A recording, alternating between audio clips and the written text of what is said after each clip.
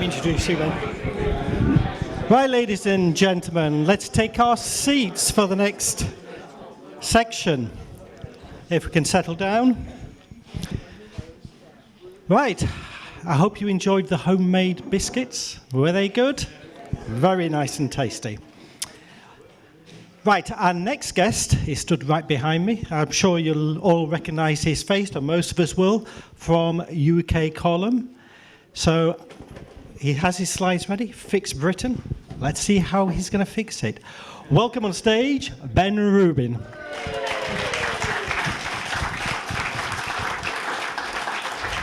Thank you. Not on stage, actually. I'm going to stand over here. Felt like I was going to fall into the crowd when I was up there. Thank you for having me. It's fantastic to be here. I was going to start with a question, which is, does anyone know any good conspiracy theories? But I thought that might open up a can of worms. So I'll tell you my favourite new conspiracy theory, which is, where is Sandy Adams? And why is she late? And last week it was, where's Brian Gerrish? Because we've literally had people emailing us. Brian's been on holiday. And we've had people emailing us telling us that he's dead. And that Mike and I are both wearing black shirts because we're in mourning for him. Amazing. So anyway, I'm going to talk about something a bit more optimistic today, actually. We're going to touch on, not conspiracy theory, I mean just published fact, to be honest with you. I mean, it's all this stuff's lying around in the open, and when I say we've got to fix Britain, it's because there are people doing things on a daily basis to break Britain, and we've got to sort it out. That's on us. And it's not rocket science. It's about doing simple things right, consistently, and reminding ourselves of our potential and our obligations, and that we can just do stuff, we can sort things out. We don't have to wait for corporations or the government to fix things for us. And we've got an enormous wealth of heritage and culture and economy and technology and in this country that we can build on top of. That's all there.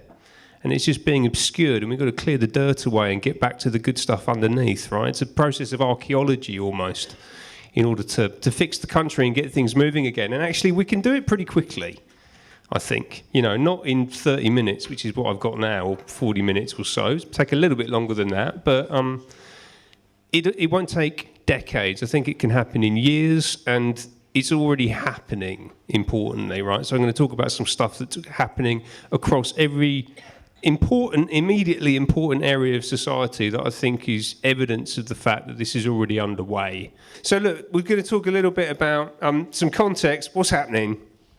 Why is Britain broken? Some of the reasons, some of the people. We're then going to talk about this shift that we need to and are already making from centralised to distributed systems, and that is a fundamental systemic transformation of the country, right, from one state of being to a new state of being, and a transformation of us as individuals and as communities as well, as an extension of that. I'm going to talk about what I call Genesis, the act of creation, building new things, the value-creating systems that we need to have in our society, whether that's businesses, systems of governance, social organisations. I love the fact that we're in an old convent. I do wonder where the nuns are, though. Right? It's interesting. We have these kind of incredible buildings, but they're shells of something that was there before. I think that's quite important, isn't it? Actually, something in there. I'll come back to that. And then I'm going to talk about what I call market examples. But this is essentially to say that examples of things that are already happening, and I'll expand on the market thing. When you say market, that gets some people really upset, actually. So hold your horses on that one. Context, what's going on? Extravagant, unprecedented, completely unnecessary wealth inequality is what's happening. So this is from the US. Share of total household financial wealth in the United States from 1962 to 2014, showing the top 1%, middle 9%, bottom 90% of society, basically the owners, the managers and the workers. And the 1% have doubled their wealth at the expense of everyone else in the past 50 or so years. give or take, in the US. So you've now got this elite that earn about $1 million a year. They own and control increasing amounts of everything. And that trajectory, this is, as I said, to 2014, that line's continued, I believe, to go up as steeply as it was, probably more so, actually, given a bunch of things that we've seen happening, right? And the most important thing to understand, well, first of all, is that this is happening everywhere. Those numbers are from the US. It's definitely happening in this country, broadly speaking. And it's not an accident. They've done it on purpose, right? So this is from Stafford Beard. The point of the system is what it does. So if your economic system and your political system has delivered that, that's because they designed it to do that, right? There's no other way to understand it. The point of the system is what it does, okay? Really important. People really struggle with this stuff, you know. Oh, no, it's a mistake. It's not a mistake. It's been engineered to deliver that exact outcome, and it's been engineered by people like the World Economic Forum. So you can see there, founded in 1971, a global forum for corporate CEOs, capital investors, aka wealth. This is the wealth side of the wealth and power and wealth equation. We'll come on to power in a moment. And importantly, the networks that they've built to enable that process. So starting with the Global Leader of Tomorrow program in 1993, including Tony Blair, Gordon Brown, Michael Portillo, Angela Merkel, Richard Branson, J.K. Rowling. Do you know she was a Global Leader of Tomorrow? Right. She's very active at the moment, isn't she? Very vocal about social issues. Did you know that she was part of the World Economic Forum? Interesting, isn't it? Very interesting. And then the Young Global Leader program, launching in 2005, basically the same thing with a different name. And within that, you have Ellen MacArthur, Ed Balls, Yvette Cooper, the dynamic duo, husband and wife, Ed Miliband, Rory Stewart, Rio Ferdinand. Huge lists of these people. It's incredible. I go through it on a fairly regular basis. I was like, oh, hang on a minute, it's you as well. Right? They're all over the place. And then the Global Shapers program, that started in 2011, and that is under 30s. So they basically got 3, 4, 5 maybe generations now of leaders, and they're really going after people at a young age, and they're essentially selecting people now. So Blair, he was already a significant political figure when he went on the Global Leaders of Tomorrow program. They're now actually picking people up straight out of university and saying, we're going to make you, we like you, you're going to be part of our club.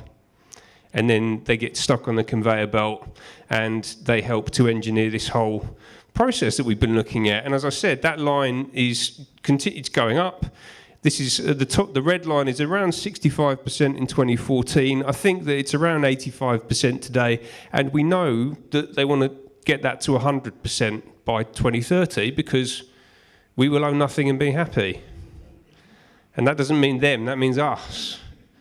So the 1%, and it's not even the 1%, it's like the 1% of the 1% will own and control everything everywhere, and the rest of humanity will live in what amounts to a form of slavery. That's slavery. You can't own anything. You can't control anything. You have no economic or political stake in the society. Right? And this is killing us. It is literally killing humanity. These people are parasites. It's parasitic behaviour. It's like a cancer eating away at the vast mass of humanity that lives in these global institutions. And it's been described as such. I love this quote. What is the point of the game? To grow, to increase market share, to bring the world, customers, suppliers, regulators more and more under the control of the corporation, so that its operations become ever more shielded from uncertainty. John Kenneth Galbraith recognised that corporate goal to engulf everything long ago. It's the goal of a cancer too. It is.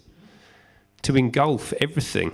It's what the corporation is doing. That's what those entities represent. Corporate interests, self-interest at the expense of everyone else. It's literally what a corporation is.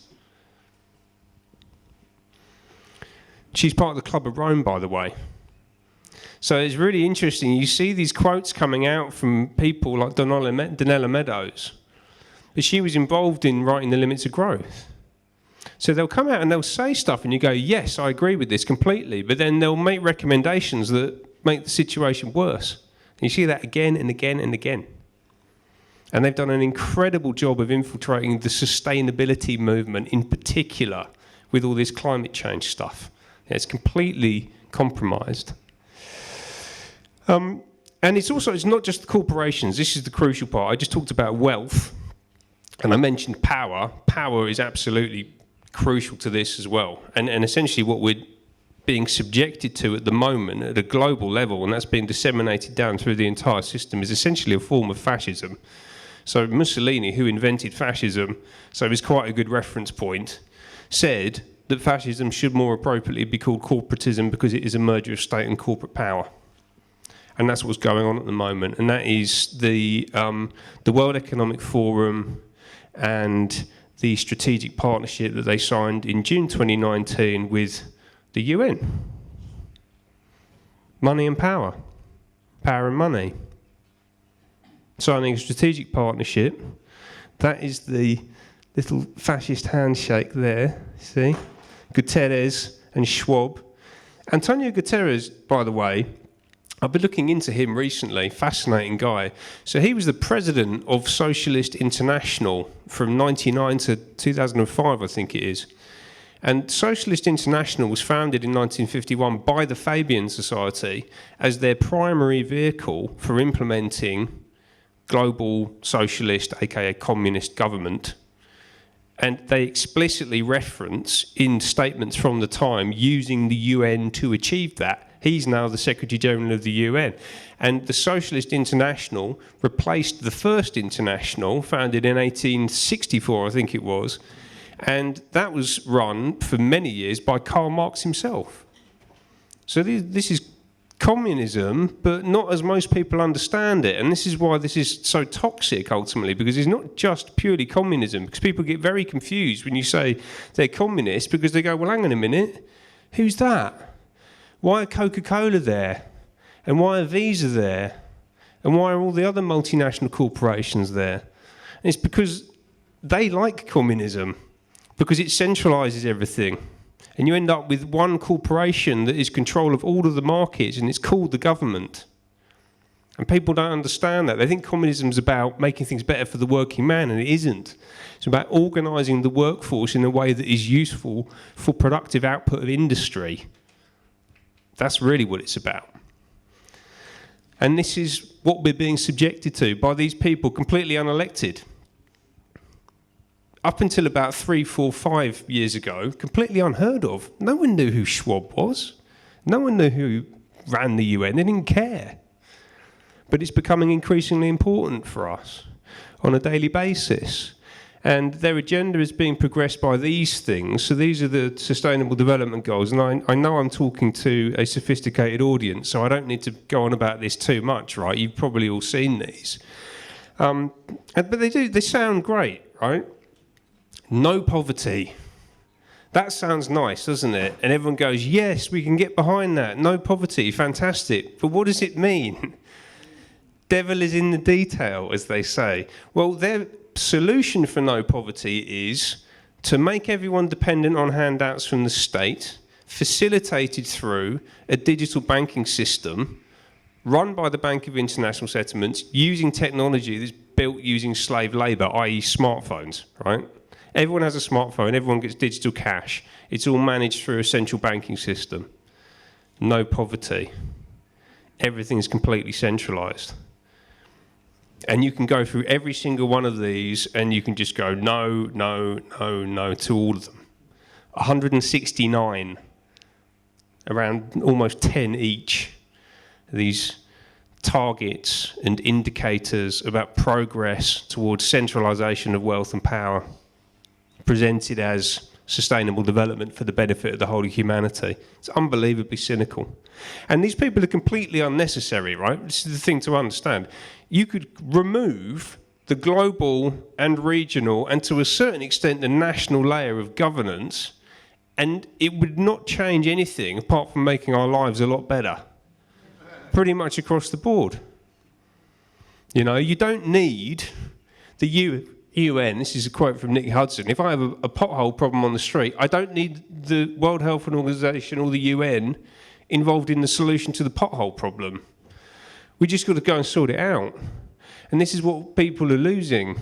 The understanding that if you want to fix something, you can just go and fix it, and you don't need someone in the stratosphere to come down and sort it out for you, paid for by taxing someone else to make it happen. I mean, the whole thing's completely ludicrous, you know. And that's before we get into what the UN actually does when it gets on the ground. And the real kicker for me, like the only thing you really need to understand about the United Nations is what the peacekeepers do when they go into these countries where they're supposedly protecting local populations. They sexually abuse them, women and children, systematically, more than any other army on earth, apart from maybe the one in the Middle East doing horrendous things at the moment. I don't know, but it's probably pretty close.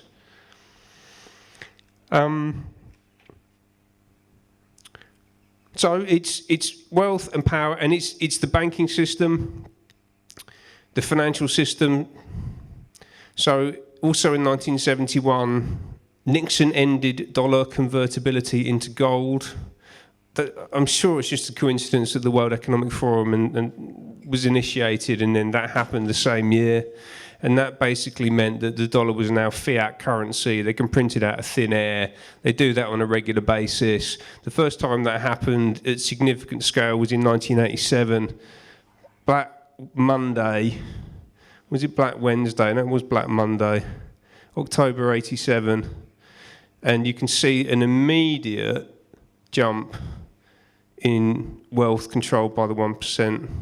As a direct consequence of that, to the detriment of everybody else, but in particular the poorest in society. You're just stealing from people at mass scale, and then the housing crisis, and then obviously COVID, and the what did they print, nearly £850 billion in the UK, trillions in the US. It'd be useful to see that graph after COVID. It would. It would be very useful, yes. The reason that I've got this is from Thomas Piketty. So this is the reason I use these numbers is because actually Thomas Piketty is a bit of a lefty economist. So when you show these figures, and the work that they did to produce them was extremely thorough, and it's based on a big quantitative study from Bank of America and people like that, if I remember correctly. So they haven't run it out past that date, but I would certainly like to see that myself. So the banks are involved, that's a big part of it. And then, of course, the technology companies as well. And you can't ignore the effects of automation. So you can see here the number of workers required by an S&P 500 company, so top 500 US companies, to generate $1 million in revenue. Between 1985 and 2022, it went from 8 to 2. And this is pre-AI numbers as well. So artificial intelligence has come in. And certainly how they're presenting it is that that's going to get rid of even more jobs, as many blue collar as white collar, and what we're looking at is the total decimation of the middle class, the working class, in order to deliver bottom line performance for international corporations and the people who own them and control them. And that is what the system's up to. And it's been doing it for decades, probably been doing it for longer than that, actually. I mean, we're talking about a process of hundreds, potentially thousands of years here, but we're right in the business end of this now. And this is all about monopoly. This is from Peter Thiel, the co-founder of Palantir, amongst many other things. I'm sure you're familiar with Palantir. And this mentality, if you're starting a company, you always want to aim for monopoly and you always want to avoid competition. That has infected everything. And that's not new. We actually have a game called Monopoly that we all play when we're kids, right? So they sort of drill that into you from a very early age. But this is completely infested Silicon Valley and the culture of business, how business is done over the past 10, 15 years. Everyone's playing this game called Monopoly Platform. Everyone wants to be the dominant player of one in their category. It's a zero-sum game. If I win, everyone else loses. And that's presented as a good thing by people like that. Why is there only one monopoly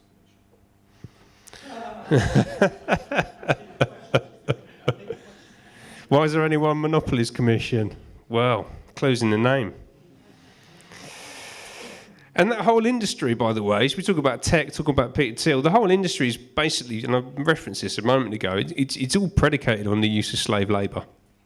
You know, so this is one example from Apple, but you could go across the whole hardware ecosystem, and let's put aside the fact that they're spying on us and experimenting on us emotionally, socially, all of that kind of stuff. You just need to look at the way that they literally use forced labour in essentially concentration camps in the supply chain so that Tim Cook can pay himself $100 million a year.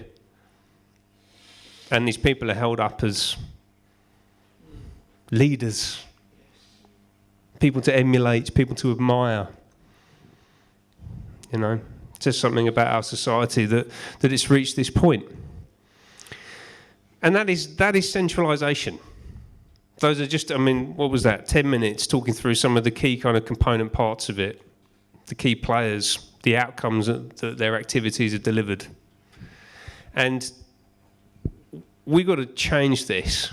We got to not change, actually. We've got to completely replace that paradigm with something new. You're not going to convince them to change their ways.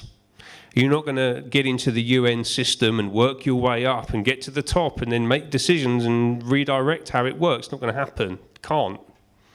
Like they're rigid and set, and actually, in order to get into that system and be elevated within that system, you have to be compromised, whether you realise it or not, in some way. Yeah, and that is going to prevent you from having the kind of outcome that you might think that you want to have. And I see this all the time. People in my peer group, professionally, I worked for many years in the city, around the city. I see people my age, similar educational background, naive, frankly, who think that they can go in and they can entreat and they can convince and they can change. It's like, no, it's not going to work. Like, they're deliberately just burning your time on a false promise of something that's never going to happen. So you've got to take it. We have to take it into our own hands, and we need to move from centralisation to what I call distribution. Some people say decentralisation, but that word in itself has been, and actually I did talk about decentralisation a couple of years ago, but the thing is the centralisers have now come along and started talking about decentralisation, which just means centralisation. They do that.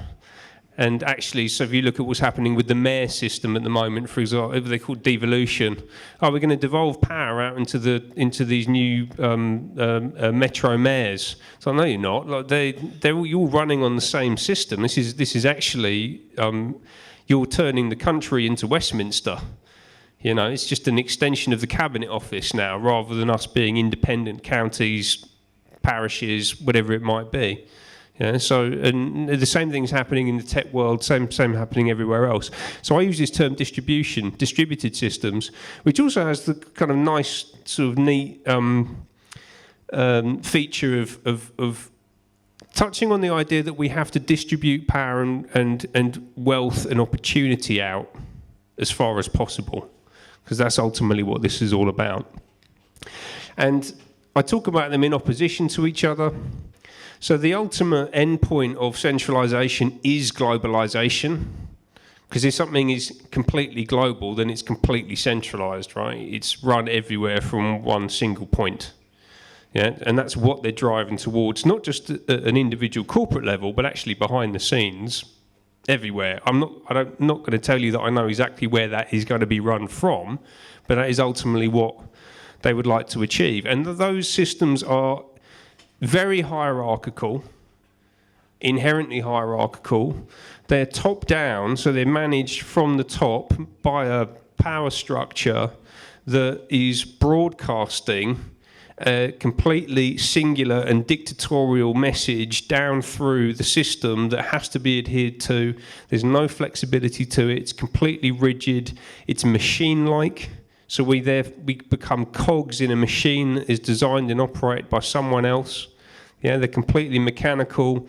They're linear. They only go in one direction. They're corporate because they are owned and controlled. They are run for the benefit of the people who own and control them at the expense of everyone else. part of the definition of corporation. It's a discrete entity separate from the rest of society that is run for its own benefit.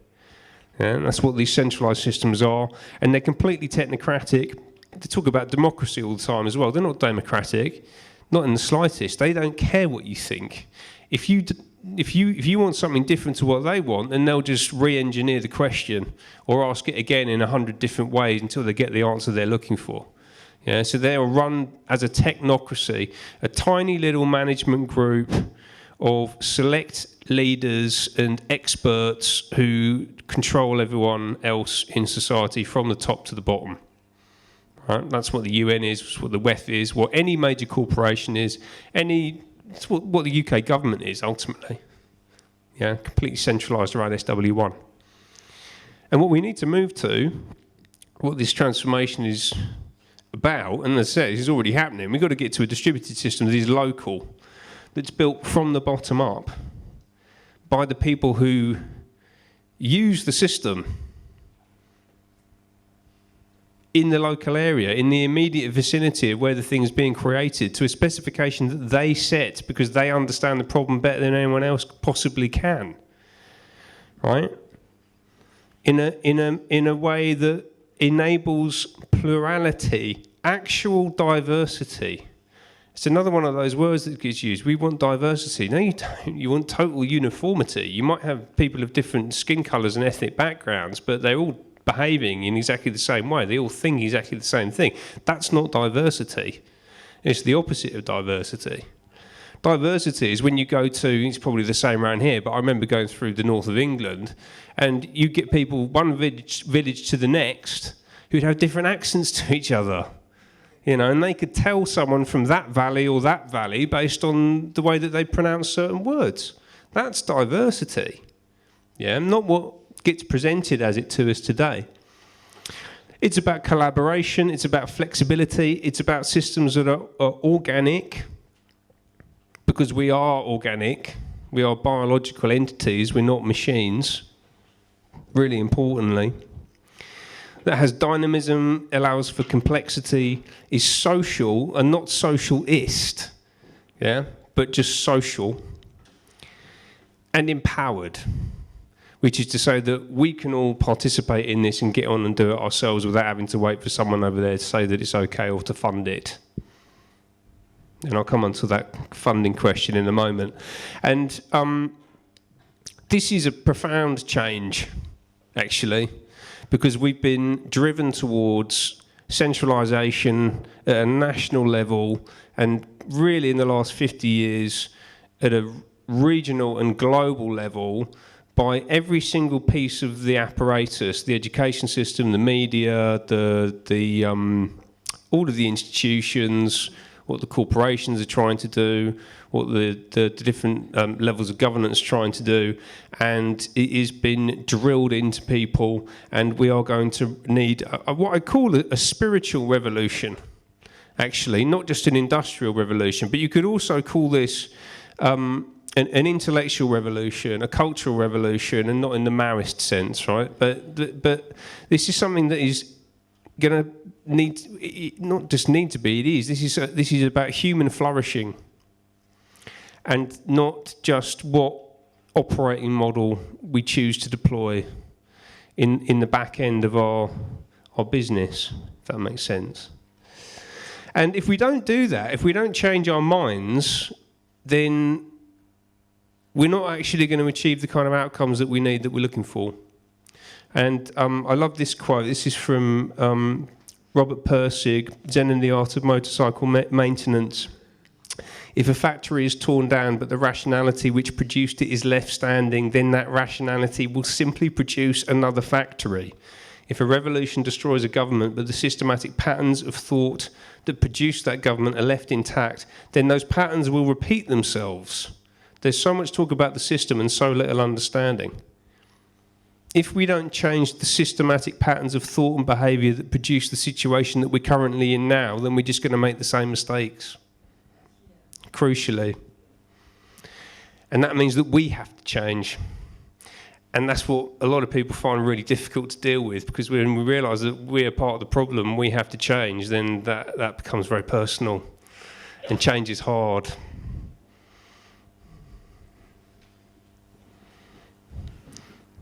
But there's no other way to do it. No other way to do it.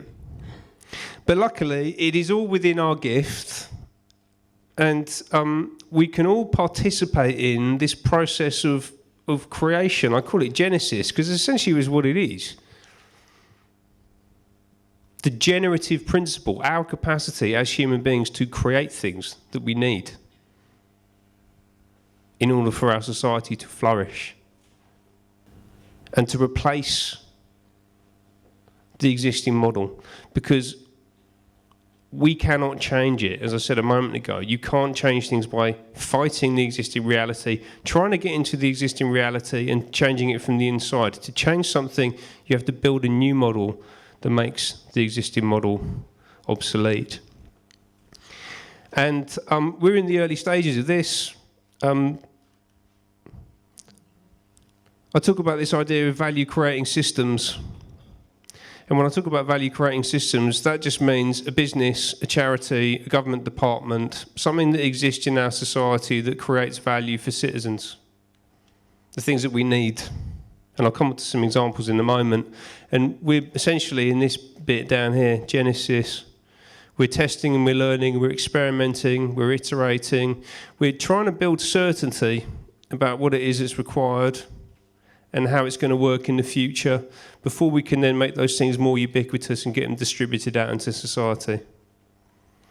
But we're in this bit here. And there's a whole load of theory that I haven't got time to talk to you about right now, but there's a lot of stuff that sits behind this. And in fact, if I hadn't been asked very kindly to go and work full-time at UK Column earlier this year, then this is what I was going to be spending my time on. Right? But there's a whole bunch of not just theory, but essentially these are the tools, the methods, of the frameworks, the processes that the corporations, the centralisers have used very successfully for themselves, but can equally be used for the mass, for the whole of society. And I'm going to be talking about this stuff a lot more next year, because I think people are getting a bit tired of hearing about how corrupt everything is. And actually, what people really want is a growth story. Like, where's the fight back coming from? You know. And how do we back that? And how do we get involved with it? And it's very simple. It's about this. I call it Alpha and Omega: innovation and distribution, creation and distribution, bringing new things into the world that create value and that we can live off, right? I mean, literally, we're talking about the economic system here. And I'll show you some examples of what I'm talking about, right? So what is I use the term market. I won't get into that in too much detail right now, because maybe you can ask me about it in the Q&A. But I'll just get on to where I see some of these things happening already. So the shift in agriculture, really the most important part of the system, actually, right, and the bit that they're going after most aggressively right now.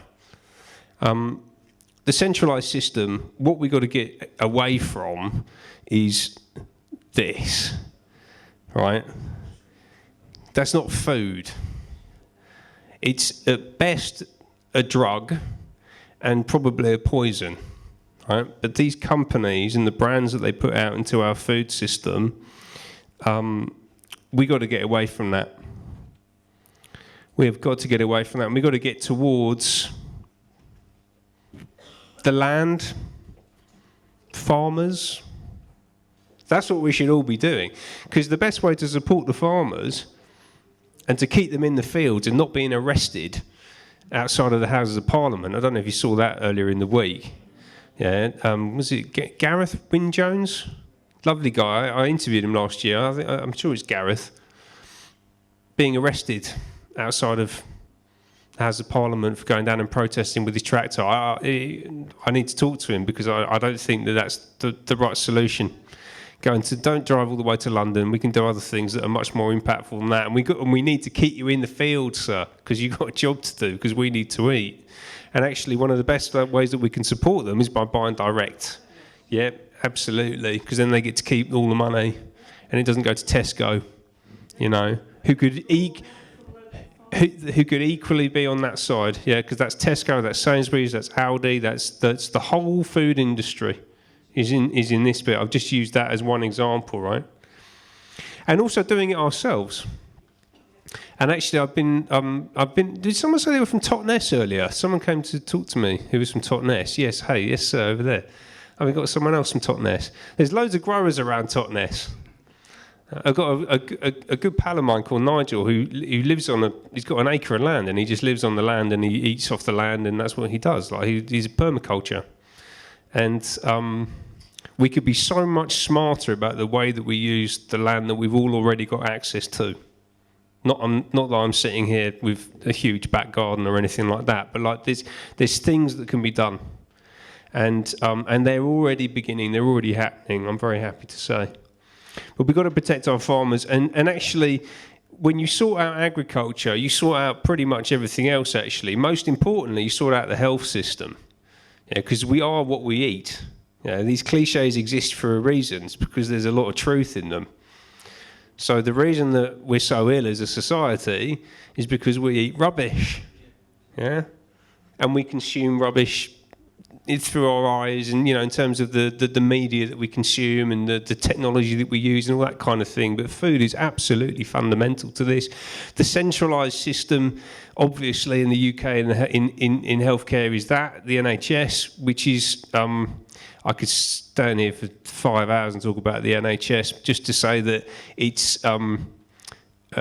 that's a cancer, I would say, absolutely. And it's not run for public benefit, because behind the scenes there's 20, 30, 40, 50 plus billion a year going out to multinational corporations.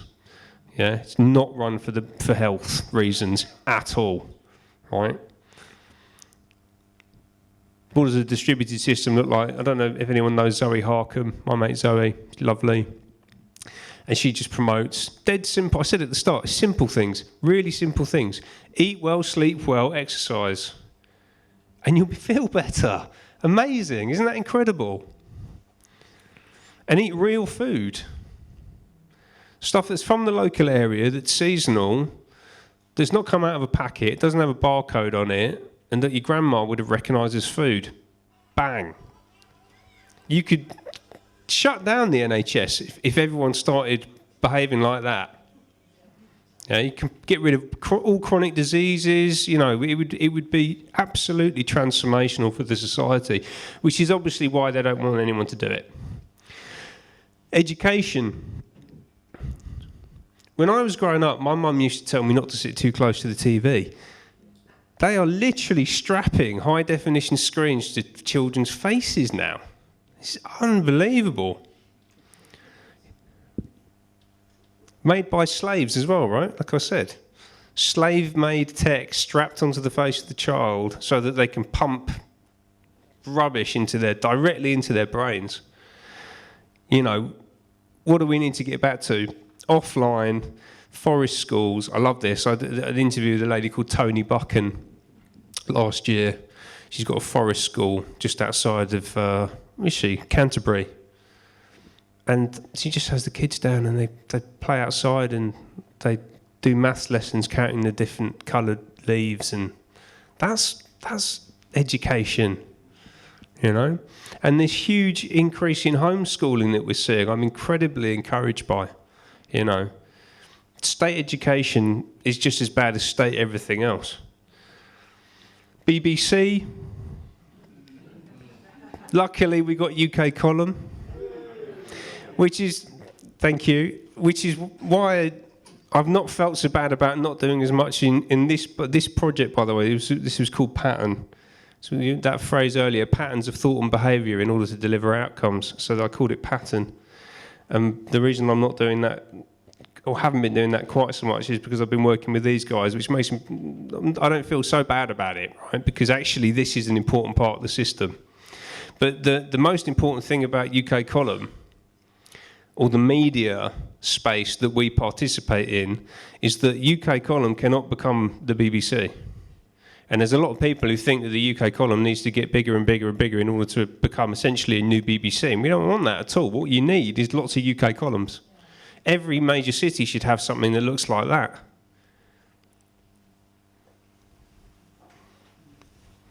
Like local newspapers. Every town had a newspaper. The internet's destroyed it. The centralisers have destroyed all of this because it was important infrastructure for us.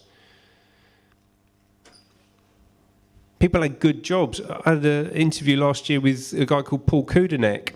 Don't know if any of you know Paul. Brilliant writer. And he was a journalist, a few years older than me. I think he's in his mid-50s, and he was a journalist in a small town just outside Brighton, so not even in Brighton itself. So the local newspaper in a small town outside Brighton, they had 6 journalists and 3 photographers and 3 or 4 ad sales people and an editor, and they all had decent paying jobs.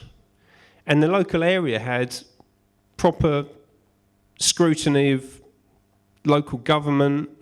It had all of the communal benefits that they got from having that in place. Like, you know, that was a really important thing, and it's all just been completely pushed aside in this drive towards centralisation, new technologies, and everything else. So I think the column is a good example, really good example. Brian and Mike have done amazing work there for nearly 20 years. I mean, it's amazing and an honour to be part of. In the banking system, so Mike touched on something very interesting earlier when he was speaking. This drive towards centralisation of finance, driven by the Bank of International Settlements, which is a central bank, right? The clue is in the name. They control it centrally, internationally. They're trying to bring in this CBDC, which is basically the same to money as a Mars bar is to food, which is say you could eat it, but it's not really food. Yeah, it's no good for you. You don't want it. And I used to have on this side what I called ABDC, asset-backed digital currency, but actually I'm not so sure now. And I actually think that there might come a time in the not too distant future where we actually have to seriously consider, and we should be thinking about this now, how do we actually walk away from the banking system? It might come to that. How can we operate without banking? We will be able to do it because we did it for thousands of years, but it's going to require some pretty fundamental changes in what we value, how we interact with each other, how local supply chains operate, for example, you know. And actually Tony, I mentioned a moment ago, who runs that forest school, she has been paid in half a cow at some point, right? So actually getting back to just like straight bartering with people potentially, you know, that's something that we haven't thought about in this society for hundreds of years, but it might be a good route forward, who knows? Energy, the centralised system is this, again, this sustainable control grid, you know, probably unnecessary, completely unproven, huge environmental damage being caused by these things. I mean, it breaks my heart when you go on the train around the country or on a motorway and you just see these things all over the place. I mean, it's just hideous. And then the solar farms are probably worse, actually, but these are much more visible up on the hilltops and what have you. Terrible. And, you know, I like this idea of Tesla, you know. Is there a completely different paradigm of energy production that we can tap into that already exists? Maybe, but also we're sitting on 200 years worth of coal, so maybe we should just start digging that out of the ground again, you know. And also using less technology. You know, if you're really worried about energy consumption, then get off your phone. What are you doing? You know. And then finally, in the final area is, I call it compute, because that's what they call it themselves, actually. And we know who they are. Big tech companies, Apple, Google, Microsoft, Facebook, Nvidia, whatever it might be, they're all part of the same thing. They're all part of that same ecosystem. We've got to get away from it. They're spying on us. They use slave labour. It's destroying our minds, actually. And I've promoted this idea of transitioning towards Linux. I'm very happy to say that Jono is running Linux, this whole thing that we're running today. And you've actually got the pin on as well. So it's already happening. And Project Libertas are walking the talk as well. I'm very happy to say, because I had no idea about that until I got here. But at some point, just like we might need to walk away from the banking system, we actually might need to walk away from the computers. And we might need to walk away from the internet too. And I think that's probably where we're heading to. I think we're heading offline. And the sooner the better, actually. But in the meantime, we can use it, but actually I think that our future lies elsewhere. So, well, that's a good question. But we are launching a magazine. And we're doing a lot more print stuff. But in the meantime, as I say, we can use it. The digital battlefield, we're still there. Yes, that's me. Thank you. I will answer any questions that you have, or I will attempt to, but thank you for listening.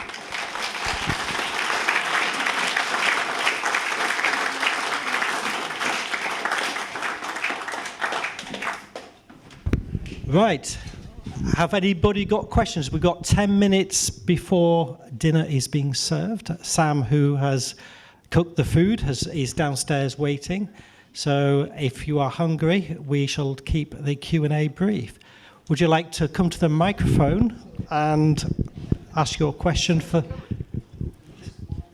What's that? Is Sandy coming? Is Sandy coming? We hope so. Yeah. We hope so. So, jump up here for the... Yeah. I have to stand up here, okay.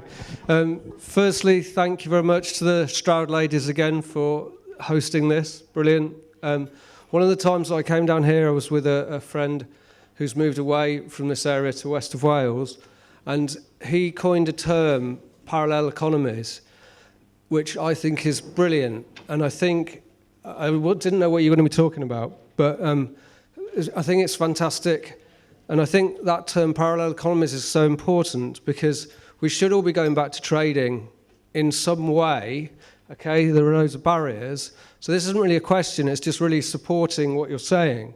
And from my perspective, I'm a difficult one. I've got my own business, got to do this ID stuff, but equally trading with people, doing bartering like the other lady was talking about, I think is so important.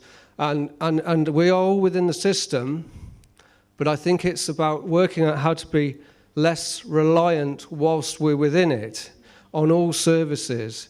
And there are so many ways of doing that. But yeah, I just want to say thank you, Ben. And it's not a question, it was more just support. And I think there are loads of practical ways of doing it. I'd like to talk to you more about it as well, please. Any other questions? We have a gentleman here. Would you like to step forward? Sure. Thank you.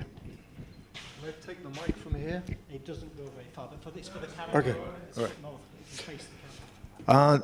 Well, I don't want to be too paranoid, but I'm sure a lot of people, when they listen to Mike Eden, and in his last part of his talk, he's talking about essentially the mark of the beast, the number 666, when you have the chip implanted in your hand. Now, let's forget the biblical reference, because I wanted to talk to Ben here, or just ask a simple question. Ben, where are you at? Is Mr. Yaden, I've been watching since 2020, he's a great bloke, pretty nervy, comes from a fear-based kind of angle in some regards. But where would you stand, as Mr. Yaden said this to us basically 2 hours ago, where was your learned position be? On the mark of the beast. Oh. My position on what, sorry? In a couple of years, they're going to try to... Yeah, no, of course they are. Yes. It's the inevitable progression of the infrastructure that they've already built. So everything behind the scenes pretty much is there already. It's just how can they get us to acquiesce to it and comply. So, yeah, and I don't think that he's been... I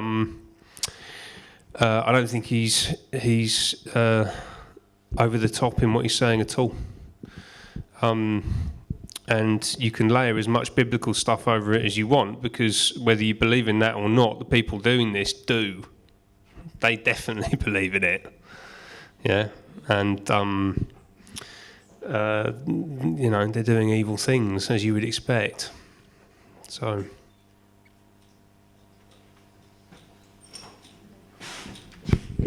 I'll just add a little bit to that. Just before this morning, when we did a test with Mike, I brought to his attention that his belief that we would eventually be chipped was actually in the pipeline.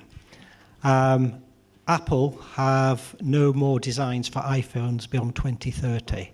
So in 5 years' time, you will be getting a chip from Apple. That'll be the upgrade. You won't get another iPhone.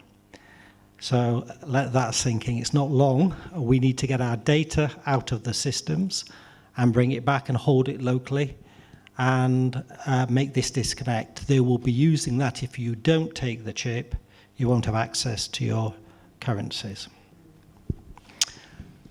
Shall we break now for dinner? Yeah, absolutely. Sorry, I don't want to leave that on a negative note, because that's, I mean, it is quite. We're talking about stuff which is quite depressing, to be honest with you. The thing that I find really encouraging, beyond meetings like this, yeah, and there are more of these happening around the country every week. Yeah, so there is a groundswell of awareness around the fact that the country is not going in the right direction, and a much broader understanding of what's driving that. There's a huge amount of activity, as you obviously know, being deployed by the political classes, the police, the intelligence agencies, the media, in order to drive people apart, turn them against each other so that they can't begin to coordinate and actually effectively push back, right? There's a lot of that going on. And they're particularly focused on young people. But I know a lot of young men in particular in the kind of 20 to 25-year-old age range now, and a lot of them are absolutely wide awake to the fact that something's going on. Not necessarily all of the details, because we're talking about things that are very sophisticated, very technically sophisticated, particularly the kind of the things that we have to get into reporting on UK Column, when you're basically trawling through technical specification documents from international corporations, policy documents, and there's reams and reams of stuff that comes out on a weekly basis in order to progress this agenda. They don't necessarily know all of that, but they have a deep intuitive sense of right and wrong, importantly, and they also understand that something's not right, and we can build on that, and we can connect to that, and it's not just the young, it's also, in particular, other immigrant communities around London. In particular, I was in London over the summer, and there's a lot of people. You just go through Brixton, listen to what people are talking about. Listen to the Africans talking to each other. They know something's up. And they don't hate the English, importantly. They really like the English, and they're on our side. And when the street begins to understand that, then the establishment is in real trouble. And I think that is imminent. Next 12 months are going to be crucial, and it's going to be very exciting. Yeah. So Silver's interested. I'm not a real finance guy, but I've done some reading around precious metal-backed currencies, right? And everyone talks about gold. But actually, silver is a much better approach to take because there's so much more of it. So actually, there's a lot less gold, just like the physical amount of it, than there is of silver. So actually, if you're going to back a currency with a precious metal, you'd want to do it with silver, which is one of the reasons why they're trying to suppress it and to not have people talk about it. Thank you for that, Dijon. We shall break now for dinner. I think we have an hour, and I believe Sandy is actually going to be here talking to us after our dinner. Thank you.